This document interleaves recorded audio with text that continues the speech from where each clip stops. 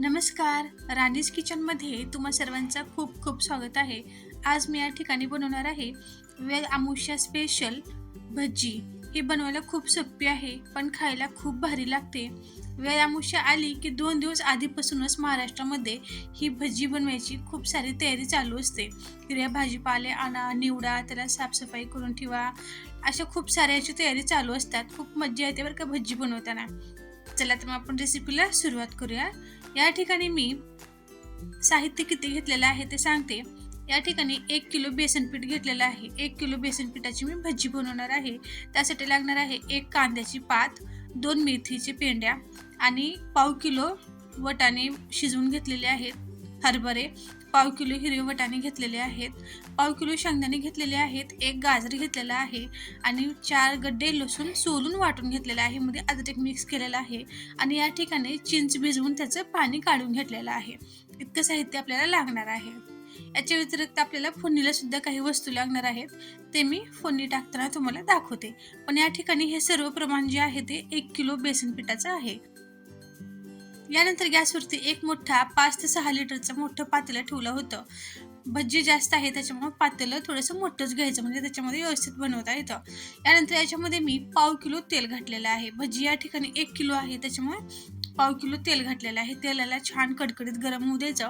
तेल छान गरम झाल्यानंतर याच्यामध्ये भरपूर असं जिरे आणि मोहरे टाकायच्या. जिरे मोहरे टाकून त्याच्यामध्ये 4 उभे चिरलेले हिरवी मिरची टाकायचं. त्यानंतर लगेच या ठिकाणी वाटलेलं अद्रक लसणाची पेस्ट घालायची. याला छान असं रंग बदलू द्यायचा. अद्रक लसणाचं पेस्ट असं रंग बदलले की त्याच्यामध्ये हे घेतलेले शेंगदाणे घालायचे आहेत. शेंगदाण्याचं प्रमाण पाव किलो आहे, तुम्ही कमी किंवा जास्त करू शकता. यानंतर याच्यामध्ये लगेचच गाजर घ्यायचं आहे. गाजर जास्त घालायचं नाही. जास्त जर गाजर घातलं तर भजी गुळमुट लागते. फक्त छोटा मीडियम साईजचा 1 गाजर या ठिकाणी घातलेला आहे. नाही घातला तरी चालतं. याला छान असे मिक्स करून घ्यायचं. या ठिकाणी आता गॅस आपल्याला मध्यम करायचा आहे, कारण शेंगदाणे आपल्याला जास्त भाजायचे नाहीत. यानंतर याच्यामध्ये वाटाणे घालायचे आहेत. हे वाटाणे कच्चेच आहेत बरं का, म्हणजे जे हिरवे ताजे वाटाणे येतात ते वाटाणे मी घेऊन सोलला होता. वजनीप्रमाणे पाव किलो वाटाणे आहेत. हे तुम्ही जास्त सुद्धा घालू शकता. जितकं जास्त आपण हे कडधान्य घातलो तितकं आपली भजी छान होते.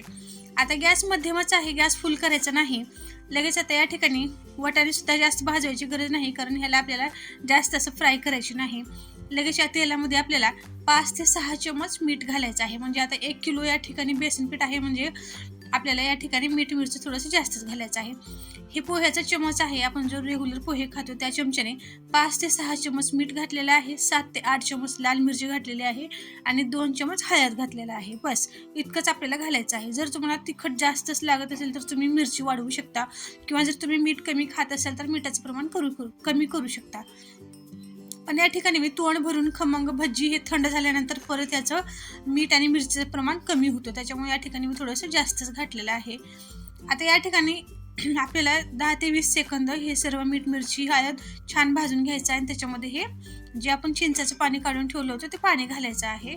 चिंचाचं पाणी मी गरम करून घेतलं होतं. थंड पाणी घालून याच्यामध्ये अगोदरच आपण दुसऱ्या गॅसवरती पाणी गरम करून ठेवू शकतो. आणि दुसरीकडे मी आणखीन साधं पाणी सुद्धा याच्यामध्ये घातलेलं आहे. म्हणजे पाणी मी कमीत कमी इथं 2 ते 2.5 लिटर पाणी घातलेलं आहे. तुम्हाला घट्ट किंवा पातळ जसं लागतं त्याप्रमाणे पाणी कमी जास्त करू शकता. मी 2.5 लिटर धरून चला 2.5 लिटर पाणी या ठिकाणी घातलेलं आहे. यानंतर लगेचच याच्यामध्ये कांद्याची पात घातलेली आहे, तोडून ठेवलेली आपली मेथीची भाजी घातलेली आहे आणि जे आपण हरभरे शिजवून ठेवलं होतं ते हरभरे सुद्धा घातलेलं आहे.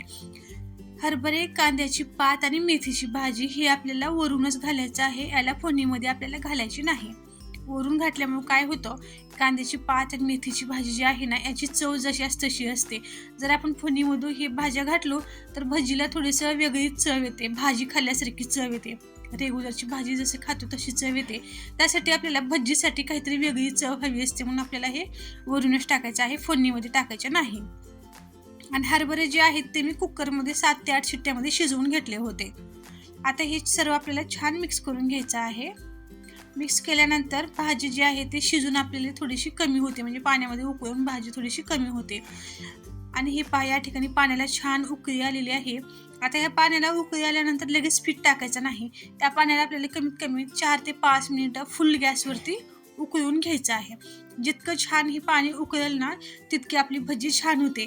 कारण काय, पाणी उकळल्यामुळे काय होतं, जितके आपण मसाल्या भाज्या टाकलो होतो त्याचा एक छान असं रस्सा तयार होतो. जितकं छान ते पाणी उकळून त्याचा रस्सा तयार झालं तितकी आपली भजी टेस्टी बनते. आता या ठिकाणी आपल्याला उकळी आल्यानंतर लगेच बेसन पीठ घालायचं आहे. बेसन पीठ घालताना मात्र आपल्याला गॅसची फ्लेम कमी करायची आहे. जर गॅस फुल ठेवला तर काय होतं, पीठ अंगावर उडतं. यासाठी आपल्याला गॅसची फ्लेम एकदम कमी करून या ठिकाणी बेसन पीठ घालायचं आहे. आता या ठिकाणी 1 किलो बेसन पीठ आहे. मग 1 किलो बेसन पीठ घालताना थोडासा किंवा तुम्ही दुसऱ्याची सुद्धा सहायता घेऊ शकतो. थोडं करून पीठ घालायचं आहे. एकसाथ जर सगळं पीठ घातलं तर पीठचं गुठळ्या होतात आणि मसाला व्यवस्थित मिक्स होत नाही. यासाठी आपल्याला थोडं करून पीठ घालून सर्व पीठ या ठिकाणी मिक्स असं छान करून घ्यायचं आहे. तर बघू शकता या ठिकाणी मी 1 किलो संपूर्ण पीठ याच्यामध्ये घातलेलं आहे. आणि आता हे शेवटचे पीठ थोडंसं आपल्याला सावकाशपणे फिरवून घ्यायचं आहे. आता या ठिकाणी संपूर्ण पीठ छान मिक्स झालेलं आहे. तरी सुद्धा आपल्याला परत एकदा असं छान घोटून घ्यायचं आहे. म्हणजे सर्व मसाले पीठ असे एकजीव होईल असं आपल्याला हे छान असं घोटून घ्यायचं आहे. हे पहा, असं एकदम छान असं याला गोल गोल फिरून घोटून घेऊ शकता. तुम्ही घोटायला कुठलं लाकडाची वस्तू किंवा कुठलीही पळी रवी घेऊ शकता. मोठी वस्तू घ्यायचं हलवायला, म्हणजे काय होतं, हाताला आपल्या चटका बसणार नाही. या ठिकाणी माझ्यापाशी ही लाकडाची पळी आहे. याच्याने मी कमीत कमी 5 ते 6 मिनटं छान घोटून घेतलेलं आहे. घोटून झाल्यानंतर आता झाकून मी मध्यम गॅसवरती 7 ते 8 मिनिट वाफवून घेणार आहे.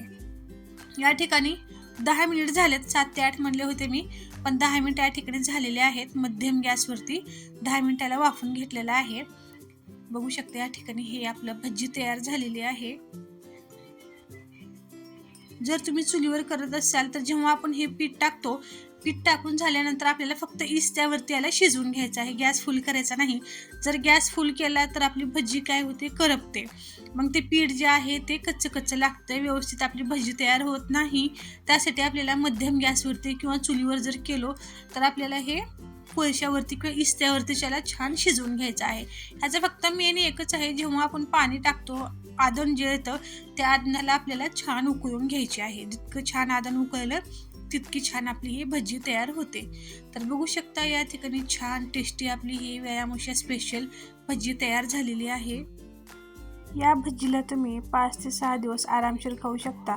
सुरुवातीचे 2 ते 3 दिवस वरी ठेवून खायचं. जर भजी उरलीच तर फ्रीजमध्ये ठेवून याला तुम्ही 5 ते 6 दिवस आरामशीर भजी खाऊ शकता. जर तुम्हाला ही माझी आजची रेसिपी आवडली असेल तर नक्कीच माझ्या चॅनलला सबस्क्राईब करावे आणि तुम्ही सुद्धा अशी छान भजी एकदा नक्की ट्राय करून बघा. व्हिडिओ बघितल्याबद्दल सर्वांना मनापासून धन्यवाद.